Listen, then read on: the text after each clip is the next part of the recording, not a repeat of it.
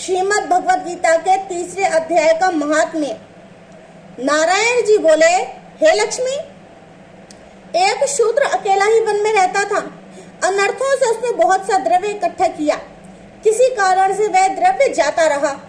तब वह शूद्र बहुत चिंतित रहने लगा। किसी से पूछता कि ऐसा कोई अंजन बताओ जिसे नेत्र में डालकर पृथ्वी का पदार्थ निकाल लूं। तब किसी ने कहा, मांस मदिरा खाया पिया कर। वह खोटा कर्म करने लगा। एक दिन धन की लालसा से चोरी करने गया। रास्ते में चोरों ने मार दिया। अनंतर उसने प्रेत की योनि पाई। उस प्रेत की योनि में उसे बड़ा ही दुख हुआ। एक बट के वृक्ष पर रात दिन चिल्लाया करता कि कोई ऐसा भी है जो मुझे इस अधम देह से छुड़ाए। कुछ समय बाद शूद्र की स्त्री से पुत्र जन्मा।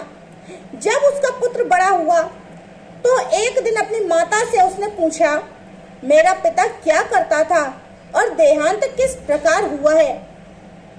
तब उसकी माता ने कहा, बेटा, तेरे पिता के पास बहुत धन था, यूं ही जाता रहा।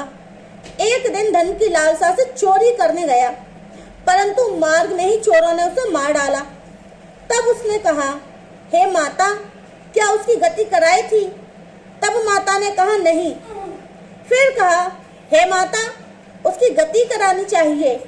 ये कह पंडितों से पूछने लगा और प्रार्थना करी कि हे स्वामी, मेरा पिता एक दिशा में जाकर मृत्यु को प्राप्त हुआ है, उसका उद्धार किस प्रकार होए।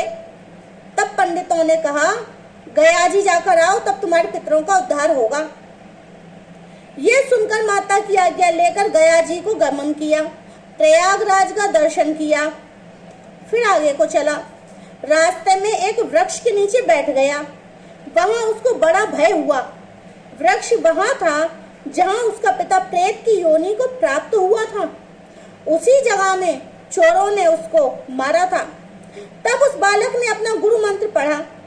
उसका एक और भी नियम था, वह एक अध्याय श्री गीता जी का भी नित्य पाठ किया करता था। उस दिन उसने श्री गीता जी के 3 अध्याय का पाठ उस वृक्ष के तले बैठकर किया।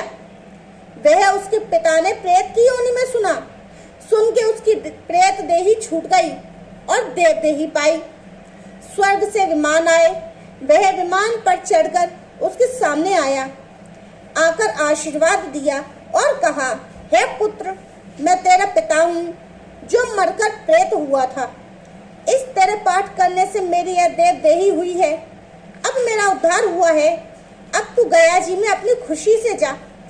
इतना सुनकर पुत्र ने कहा, हे पिताजी, कुछ और आज्ञा करो जो मैं आपकी सेवा करूं। तब उस देव देही ने कहा, देख, मेरी 7 पीढ़ियां पिता नरक में पड़ी हैं, बड़े ही दुखी हैं।